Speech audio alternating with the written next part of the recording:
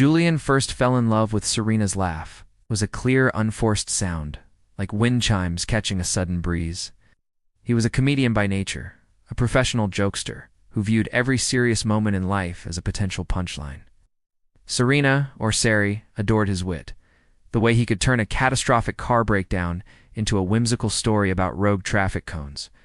Their relationship, now 18 months deep, was an endless stream of affectionate teasing and perfect comedic timing. Julian was currently using that timing to avoid acknowledging the elephant in the room, a small velvet box tucked deep inside his tuxedo pocket. They were attending the engagement party of their friends, Daniel and Chloe, a beautiful affair held in a softly lit botanical garden conservatory. The air was thick with the scent of jasmine and the low hum of hopeful conversation. Serena, looking radiant in a sapphire dress, squeezed his arm. "They look so happy, Jules." "Terrifyingly happy," Julian murmured, adjusting his bootie. "I'm worried they might start a cult dedicated to artisanal sourdough starters." Serena swatted his chest lightly. "Be nice." "I mean, they look certain, you know." "Certainty is the enemy of improvisation, Sari. And improvisation is what keeps the rent paid," he replied, deflecting the heavy word. He watched her expression shift, the slight dip in the corner of her mouth that signaled she was ready for him to drop the performance. He knew that look. It meant, say something real. But real meant vulnerable, and vulnerable meant dangerous. So he doubled down on the comedy. "Besides," he added, sweeping a hand toward the buffet, "the only commitment I'm ready for right now is to that mini quiche station." Serena sighed, a quiet puff of air that didn't quite reach him.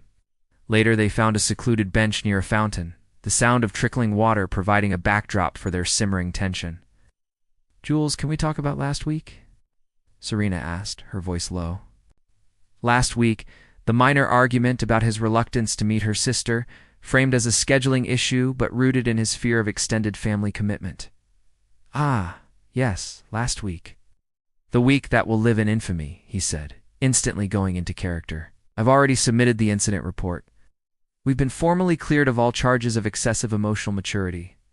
Serena gently took his hand, her touch calming but firm. "Please, just stop joking for 2 minutes. 2 minutes. It's like a full stand-up set." Julian joked, but his voice lacked conviction. She pulled her hand away, not angrily, but with a weary finality. "It felt like you were laughing at me, Jules, not with me. When I told you I was worried about the future." Her words were simple, yet they struck Julian with the force of an unscripted reality check. He realized she was asking for reassurance, for a single, declarative statement of permanence. The velvet box in his pocket suddenly felt like a ton of lead. This is the moment. Say it. Say you love her. Say you want forever. Say it without a gag. The silence stretched, becoming brittle and painful. He could see the vulnerability in her eyes, the earnestness she rarely showed, because he usually joked it away. He opened his mouth, and the habit, the defense mechanism of 29 years, took over. "Future." He scoffed lightly, adopting a fake, dramatic persona. "Serena, my future plans don't go past what I'm ordering for takeout on Tuesday." He paused, waiting for the wind chime laugh. Silence. He pressed on, unable to stop the momentum of the joke. "Unless, of course, you count my long-term plan to petition the city council to rename all potholes after famous philosophers." He grinned, but the grin felt forced, like a mask cracking under pressure. The air around them went cold. The joke hung there unloved and unfunny. Serena looked at him, and her eyes weren't angry. They were incredibly, devastatingly disappointed. This was the emotional pinch. This was the moment that defined everything. "That's what I mean," she said, her voice barely a whisper. "It's always a joke with you, Julian." "Wait, sorry. I was just—" "No, you weren't just. That's the problem," she interrupted, her composure unnerving. "I try to show you my deepest feelings, and you counter with an elaborate avoidance strategy. It's exhausting." Julian felt a bead of cold sweat trace a path down his temple. He had miscalculated the audience feedback. "I love your humor, Jules. I really do.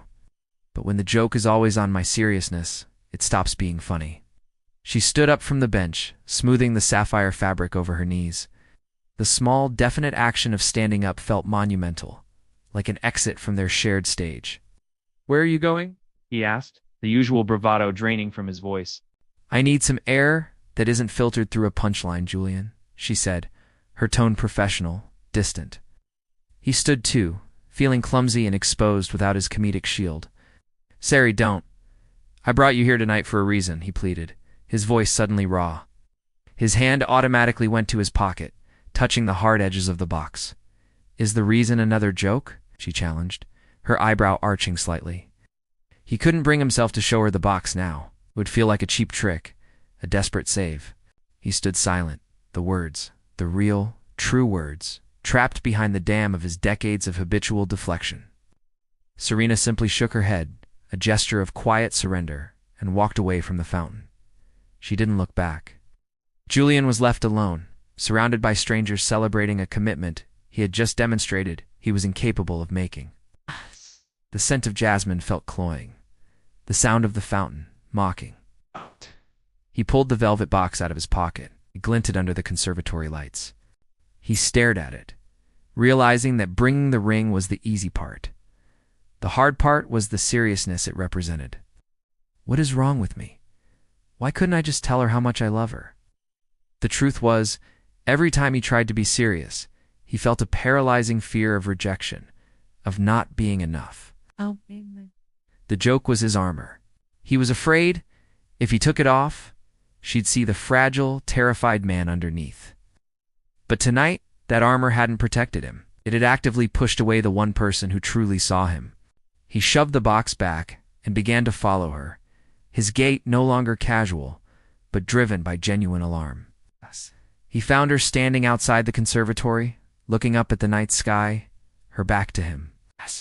He approached cautiously, leaving his hands empty, ready to drop his voice. Sari, he said, the name sounding heavier, more important than it ever had. She didn't turn around. I'm not angry, Jules. I'm tired. I know, and I was an idiot. A terrified idiot. He took a breath, forcing himself to speak plainly.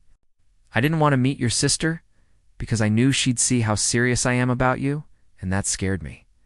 This was it, the turning point. The first time he had fully owned his fear, Serena slowly turned.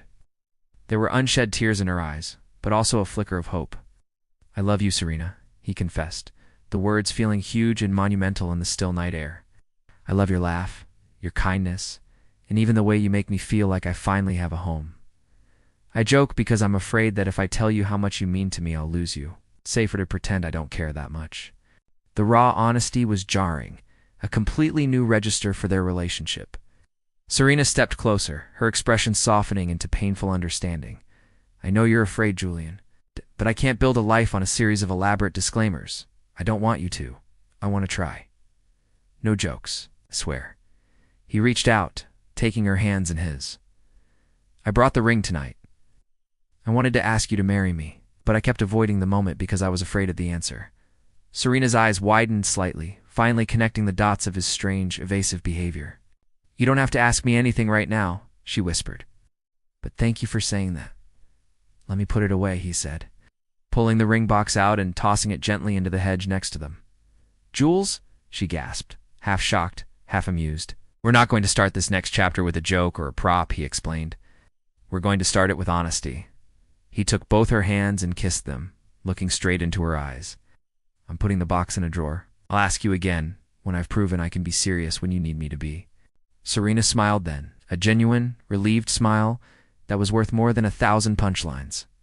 That, she said, her thumb tracing the line of his jaw, is the most romantic thing you've ever said.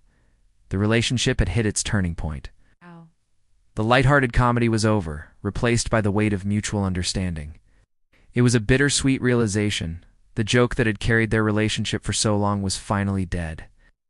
But in its place was something far more resilient and real, a foundation built on truth, not deflection.